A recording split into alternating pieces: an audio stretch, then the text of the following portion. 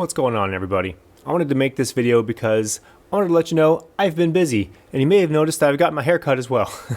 It's just been it's been a little bit nutty lately, but I've been busy lately with this. This is the Raspberry Pi 4. It's been out for a few years, so it's not brand new, but I wanted to make this video to kind of show my brother, because I made it for my brother. I'm going to make this video to show him how to navigate the menus, how everything works, and if you want to, purchase one of these from me, if you want me to build you one of these, send me an email and we'll talk.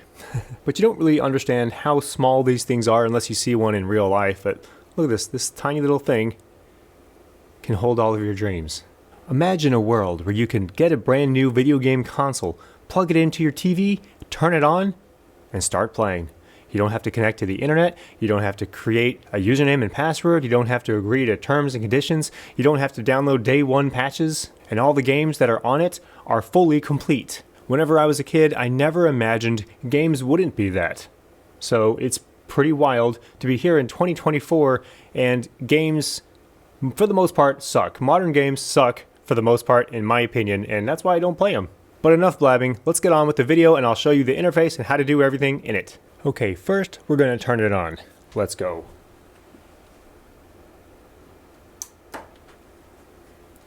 Takes a second for it to boot up, but it'll get there.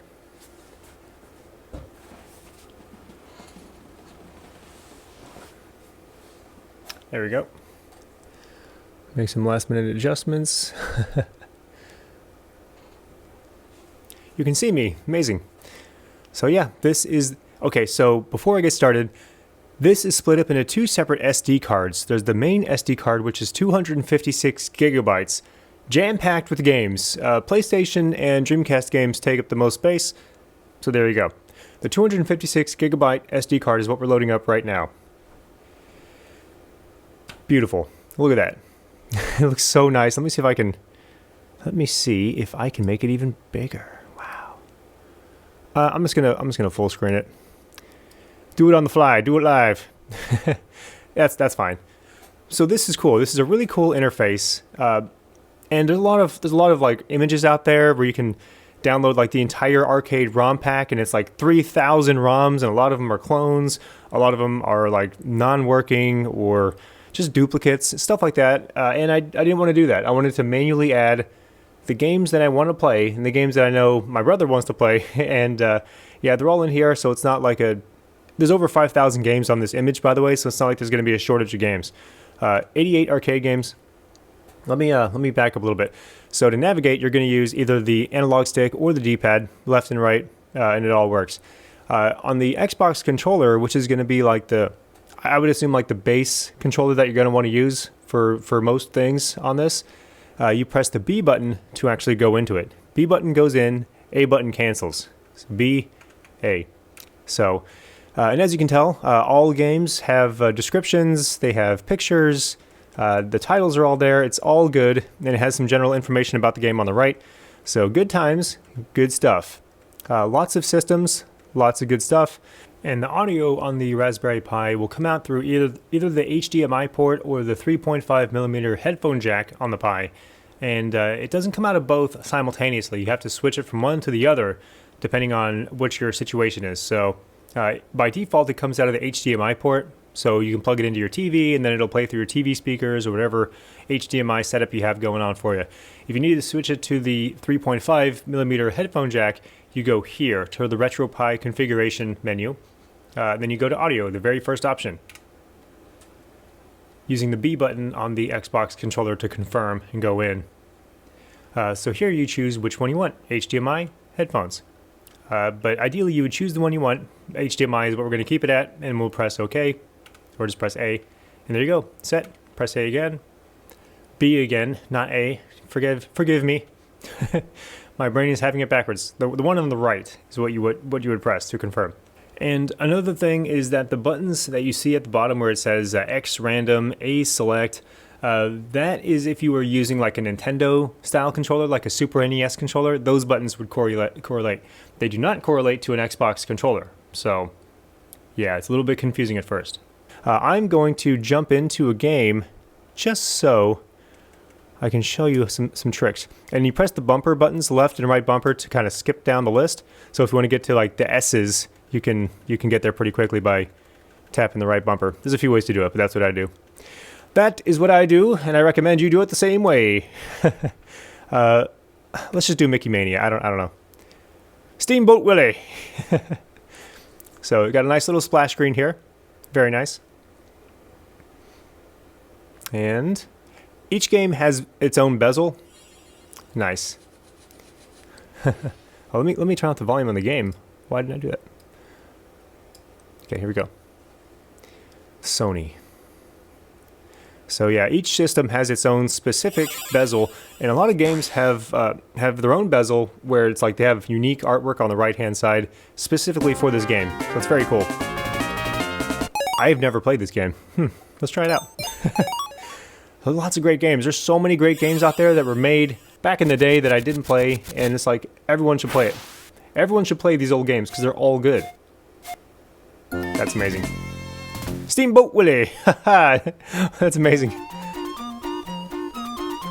Okay. So yeah, on the Xbox controller, the default is you have X, A, and B for the 3 Genesis controller buttons. And it works well. Okay, I'm gonna step on a goat. Okay. So theoretically, if you're done playing, this is a cool game.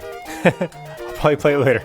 If you're done playing, on the Xbox controller, you press the back and the start buttons together, which is these two. You have to hold this one down. This is like the select button. That's what I always refer to as. Hold down the select and you press start. Boop. And you're back. That is RetroPie in a nutshell. How to navigate. So it uses RetroArch as like the back end. So all the controls are like mapped to what RetroArch has by default. So, you know, it starts to make sense the more you use it. There are a couple things I want to show as well. PlayStation works really well. There's no problems there. The Dreamcast is special because what I just showed you to get out of games does not work in Dreamcast. And the reason is because Dreamcast uses a different emulator that's not like integrated into RetroArch. It's called Redream, which is the best damn Dreamcast emulator in the world, and it works perfectly. So let's see. I'm gonna show you an example. Let's go into Fighting Force 2. And all the games are like in their own subfolders, so you have to click on the game twice. So, and that's what it is for Dreamcast, PlayStation, and Sega CD. Alright, let's go. It boots up the same way. When you go into the game, it works just the same. But if you want to get out of it, you press the back button by itself, the select button on the controller. Press it once by itself. And then it brings you to a whole different UI. And then you can navigate using the D-pad or the analog sticks. And you got some pretty cool options here. You go to Games, press the A button. You press the A button to navigate in this menu. A button is what confirms everything. But this, you have, again, the list of Dreamcast games that we saw before. They're also here in this screen. And it has nice little cover art, and it looks really nice. Everything looks good. But if you want to quit, you go up to the top, go to Exit, press A. Whoops. There you go. Just like that. And now we're back. So yeah, that's it in a nutshell. I thought it was very nice. The layout of this theme here looks really nice, really clean, really just slick. It's got a slick presentation. And one more thing, Nintendo 64, as you may have noticed, the Nintendo 64 controller is very strange. It's nothing like any of the other controllers. It's made for people with 3 hands, and it's very strange for other games. Like it's good for N64 games, but it's not really great for other systems for the most part, and other controllers like Xbox aren't really great on the N64 outside of a few games. So I'm going to show you a little something. Okay, so let's pick a game. I'm just going to go with Mario Kart for now. But before I do that, I need to switch to my N64 controller. Okay, so this is the N64 controller. This is a USB model of it. It doesn't go into an actual N64, but it's got the same layout, same style. It's an N64 controller. Okay, and I've mapped it to work perfectly with the N64. So that's good times, good stuff, good times. And the A button on the Xbox controller that you would normally use to get into games is the right C button. So just so you know, boop, just like that. And alternatively, if you didn't want to use an N64 controller, you could use a Saturn controller. This is a 6-button Saturn controller. It's got shoulder buttons. So you could technically just use that instead of an N64 controller, and it would work for most purposes. So, either one. Can't go wrong.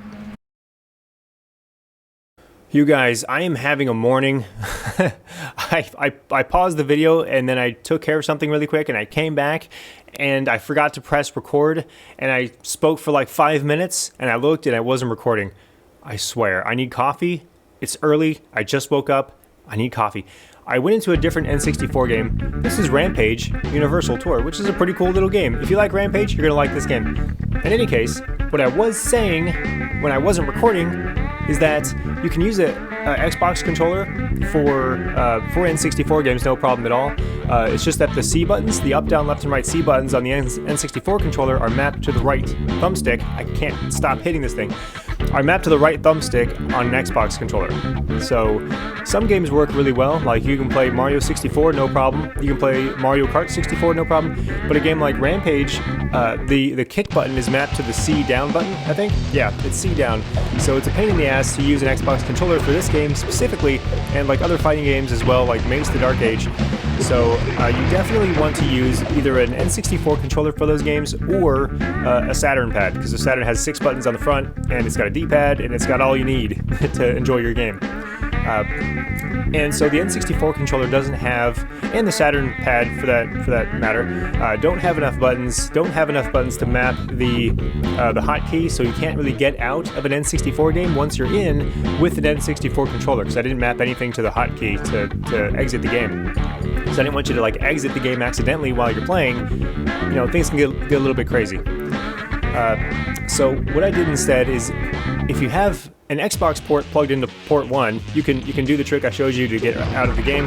If you don't have it, you can either turn the Raspberry Pi off and on again, and it'll get you back to the main menu. That's the long way to do it.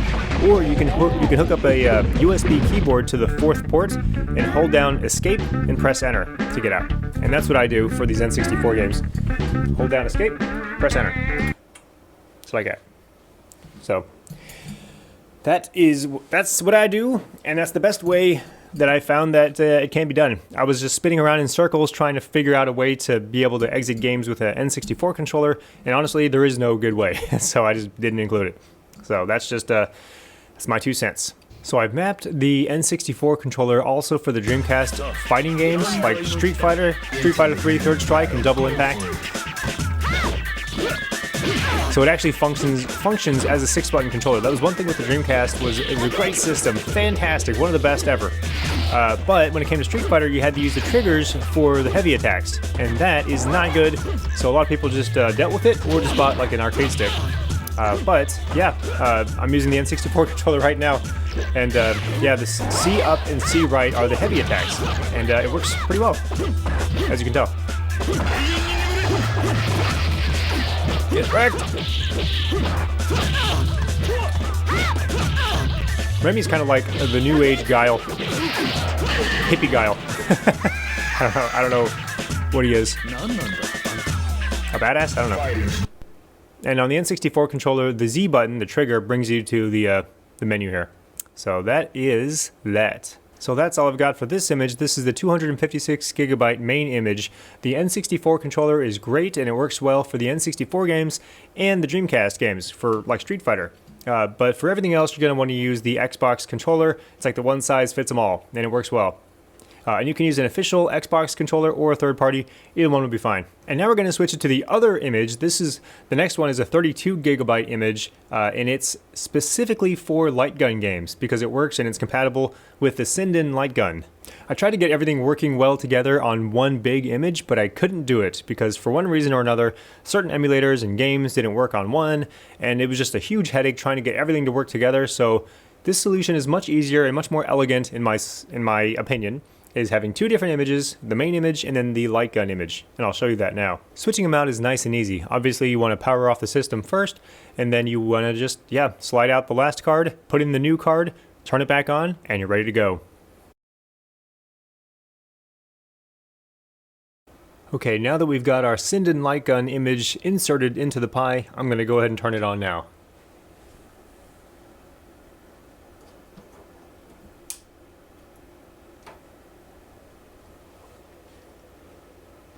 And what you're going to want to do is you want to plug in your Sinden Lightgun into the first USB port number 1, and your Xbox controller into port number 2.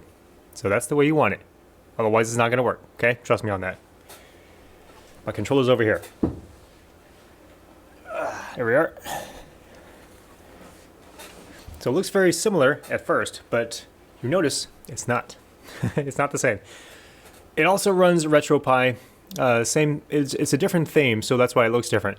What you want to do first is make sure that your gun is calibrated. So, and you shouldn't have to do this every single time you turn it on. This is like the first time, or any time that you switch displays, like you get a new TV or a new monitor, and you want to make sure it's accurate and good. This is what you're going to want to do. You want to go into Sinden Lightgun, and like I said, this is only something you're going to have to do one time, the first time you set it up. You go here, and then you go down to Test and Calibration, and then Sinden Lightgun Test Player 1, because we only got one gun plugged into port 1. And you point it at the screen. Let me make sure it's lined up. Okay, yep. It is mostly accurate. It's getting thrown off because I have a light behind me and I have a light in the camera, so it's like it's kind of all over the place. Ideally, you would play in a somewhat dim lit room. It doesn't have to be like pitch black like a cave or anything like that. And you go to the bottom right to exit. And you want to make sure it's good. If it's not, like if your cursor is off, like if it's way off, you can press and hold left on the D-pad. You press and you hold it until it centers it. It'll put the cursor right in the middle of the center, and then you aim and then you shoot at the center. And then it'll say, okay, that's where the center is. And it uses the white border around the screen to know where the edges of the screen are, so it knows what you're aiming at and where you're aiming. So it's very cool. It's very cool technology. Once your stuff is good, and like I said, you only have to do that once, then you want to go to Start All Guns. After you have it set up, like if it's been a day or two and you want to jump in and start playing some games, all you have to do is turn on the Pi, make sure that you have your 32 gigabyte Sinden image inserted. You go here, Start All Guns. You don't have to do the test and calibration. That's just a one-time thing. But you have to make sure that you do Start All Guns, and then you can play. Don't do what I did and click Start All. I was fighting myself. I'm like, why is this not working? I'm driving myself crazy. What I was doing was I would start the guns. I'm like, okay, it started. We're good. And then I would go down to test and calibration to make sure it was good. And then I would go into a game and it wouldn't work at all. And it was driving me crazy. It wasn't until afterwards that I found out that whenever you do the test and calibration, it deactivates the gun. So you have to go back to Start All Guns and then go. Just go straight to Start All Guns and then start playing. The end. And that should be it. Dreamcast. And all the games here are in a subcategory. Once you go into a system, it's got light gun games. So there's no way around it. That's just the way it is. And check it out. Everything has video. All of the games have a video playing. So you have a little preview of what it looks like. I didn't do that with the other image because I didn't want to fill it all up with videos. I'd rather just have games. This one though is very specific. So House of the Dead 2, let's go. This is a cool light gun, by the way. I love it. I friggin' love this thing because it has 2 buttons on either side and a D-pad for like navigating the menus and stuff like that. And it has this cool little spring-loaded loading mechanism, and I friggin' love it. The start button's right here. And yeah, so like in games like House of the Dead, Virtua Cop, and like Area 51, and a few other ones, in order to reload your gun in the arcade and on the other home versions, you would shoot off the screen and it would reload. But with this gun, you just need to do this and it reloads. So you don't have to shoot off screen. You can, but you don't have to. Very, very cool. I'm just going to play like 20 seconds of it just to show you what I mean, Jelly Bean. I'm going to skip it with the B button. We're meeting G over there. Let's go. Oh. There we go. I was too close. Because like, let me pause it for a second. The distance away that you have to be from your screen has to be at least double what the size of the screen is. So if you have a 50-inch TV, you want to stand 100 inches away at least. So just do the math and you can get it. But yeah, if you're too close, it's not going to work. It's got to be able to see all the borders of the screen. It's pretty cool. It's pretty cool technology. Let's go. Be safe, G. But you notice I'm not shooting off screen. I'm just reloading. It's hard to talk and play at the same time. I'm not good at it.